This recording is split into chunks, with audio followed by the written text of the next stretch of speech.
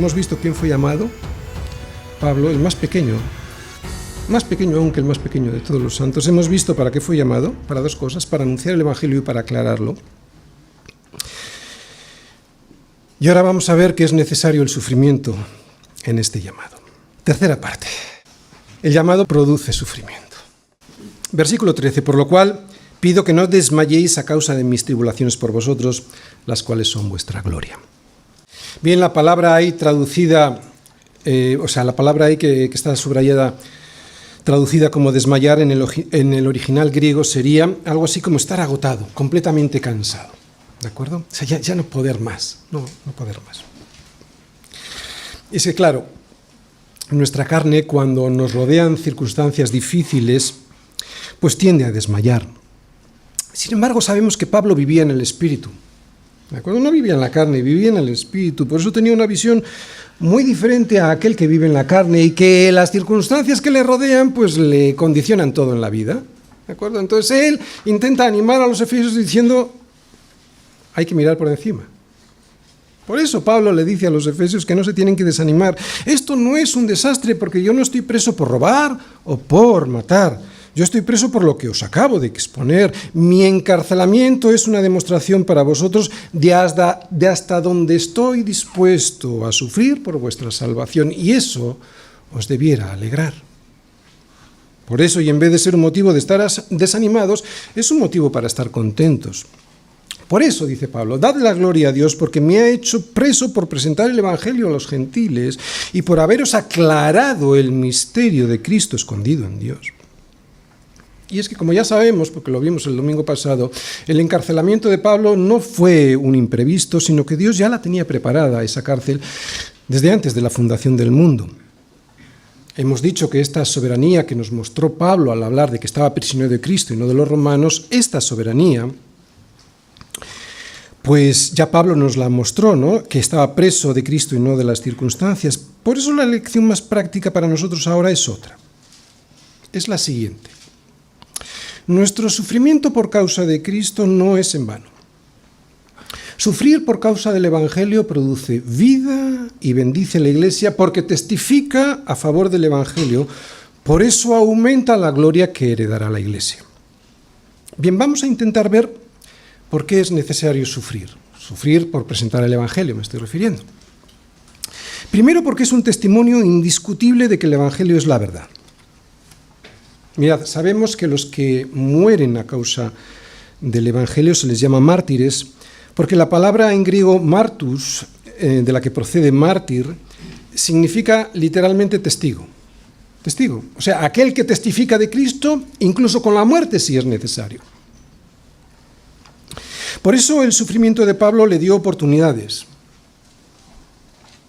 Él estaba preso de Cristo y no se despistaba con las circunstancias, y al estar preso de Cristo aprovechaba todas las circunstancias, todas las oportunidades, como ahora en la prisión en Roma, para proclamar el Evangelio, siempre para proclamar el Evangelio. Pero es que además el sufrimiento confirma a otros en la fe y les anima a ellos, a los que ven ese sufrimiento por ti, por predicar el Evangelio, les anima a predicar y a proclamar el Evangelio. Vamos todos a Filipenses para verlo. Filipenses 1, versículos del 12 al 14, y lo vamos a comprobar. Fijaros, esta carta también está escrita desde la prisión, y es de Pablo, y dice así: quiero que sepáis, hermanos, que las cosas que me han sucedido, todo eso que ellos ya sabían y que estaba preso, han redundado más bien para el progreso del Evangelio, el sufrimiento para el progreso del Evangelio. De tal manera que mis prisiones se han hecho patentes en Cristo en todo el pretorio y a todos los demás. O sea, que su prisión tenía un propósito. Vemos que Pablo no se queja, sino todo lo contrario. Ve el propósito de esta circunstancia negativa. Y la mayoría de los hermanos, cobrando ánimos en el Señor con mis prisiones, fijaros lo que dice ahí, se atreven mucho más a hablar la palabra sin temor. ¿Qué produce el Evangelio? Entre otras cosas, anima a los demás a proclamar el Evangelio. Así que el sufrimiento es un testimonio de la verdad, es lo primero que hemos visto. Además, y en segundo lugar, podríamos decir que el sufrimiento es el ejemplo que nos dejó el Señor Jesús en la cruz. Por lo tanto, No es un disparate decir que el dolor que nos ocasiona llevar a los demás el Evangelio es algo extraño al ministerio, sino que va implícito en él. ¿Por qué? Pues porque si está claro que el sufrimiento de Cristo en la cruz nos trajo el perdón y la salvación, y si la Biblia nos anima a seguir el ejemplo de Jesús, entonces también nosotros podemos llevar beneficios a los otros con el sufrimiento que ocasiona proclamar el Evangelio. Y como hemos dicho antes, no es un sufrimiento buscado, sería enfermizo, no, es un sufrimiento sobrevenido por causa de servir a otros. Porque en esto hemos conocido el amor, dice Primera de Juan, en que Él puso su vida por nosotros. Y fijaros la consecuencia, Él dice, por eso también nosotros debemos poner nuestras vidas por los hermanos. Por eso no debemos desmayar cuando otros son perseguidos por presentarnos el Evangelio. Lo que debemos es sentirnos agradecidos por semejante servicio. Así que lo que hemos visto con respecto al sufrimiento es que el sufrimiento es un testimonio a la verdad y fue el ejemplo del Señor Jesús. Por último, el sufrimiento es necesario porque es la manera de saber que somos el cuerpo de Cristo. Y otra vez, no vamos buscando sufrir para demostrarnos a nosotros mismos que somos el cuerpo de Cristo. De todas formas, quiero explicarlo porque eso fue lo que dijo Pablo a los colosenses y que ya estudiamos en su día cuando vimos esta carta. Seguro que recordáis este versículo, Colosenses 1:24. Decía Pablo, ahora me gozo en lo que padezco por vosotros, ahora me gozo en lo que padezco por vosotros. Otra vez, me gozo en lo que padezco por vosotros y cumplo en mi carne lo que falta de las aflicciones de Cristo por su cuerpo, que es la Iglesia.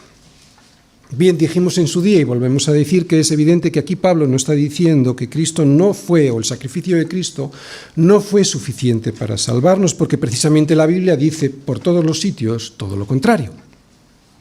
Lo que aquí Pablo nos está demostrando y mostrando es que el cuerpo de Cristo, que ya no está sobre la tierra y que ahora es la Iglesia, sigue recibiendo los ataques del enemigo porque este enemigo lo odia. Odia a Cristo, por lo tanto odia a su cuerpo. Sabe que Jesús le derrotó en la cruz, por lo tanto, el diablo lo que quiere hacer es todo el daño que puede hacer a su cuerpo, que es la Iglesia. Así que la persecución, más que la adulación, siempre será una marca que nos muestre que somos la Iglesia. Y Jesús sufre cuando nosotros sufrimos porque Él es la cabeza de ese cuerpo.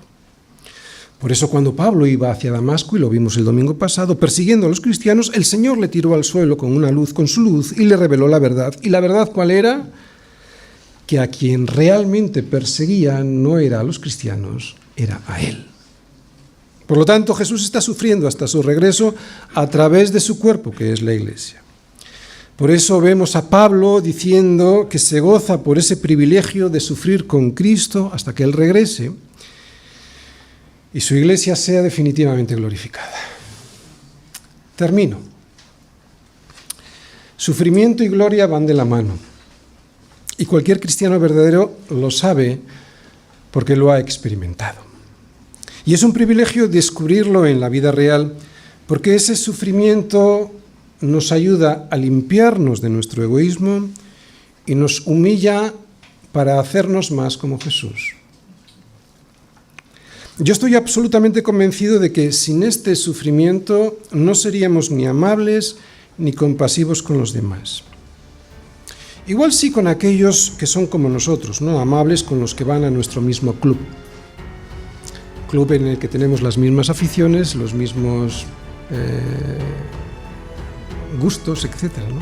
Pero en la Iglesia, y con gente tan diferente entre nosotros, no lo creo. Así que Dios obra en nosotros a través de la aflicción para humillarnos y limpiarnos.